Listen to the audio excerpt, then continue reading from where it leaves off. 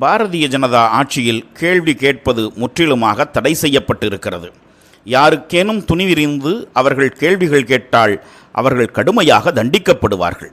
இப்போது ராஜஸ்தான் மாநிலத்தில் சித்தோர்கர் என்ற ஊரில் நடந்த சம்பவத்தை பாருங்கள். பாரதிய ஜனதா எம்எல்ஏ அர்ஜுன் லால் ஜிங்கர் என்பவர் தம்முடைய குண்டர்களை கொண்டு இந்த இளைஞனை கடுமையாக தாக்கியிருக்கிறார். இந்த இளைஞனின் 2 கால்களையும் தடிகளையும் இரும்பு கம்பிகளையும் கொண்டு உடைத்திருக்கிறார்கள். ஏன் தெரியுமா? சூரஜ் மாலி என்ற இந்த இளைஞர் எம்எல்ஏவிடம் அவருடைய தேர்தல் வாக்குறுதியை நினைவுபடுத்தினார். தண்ணீர் பிரச்சனையை கேட்டிருக்கிறார். உடனடியாக பாரதிய ஜனதாவின் நடைமுறை பழக்கமான தாக்குதல் படலம் துவங்கிவிட்டது. வாக்கிற்காக இந்த மக்களிடம் கையேந்துகிற பாரதிய ஜனதாவினர் ஆட்சி பொறுப்புக்கு வந்தவுடன் அதே மக்களின் கைகளையும் கால்களையும் உடைக்க துணிந்து விடுகிறார்கள். இதுவும் மிகவும் வெட்ககரமானது. பொதுமக்கள் அவர்களின் அராஜகத்தை உடைத்தெறிவார்கள்.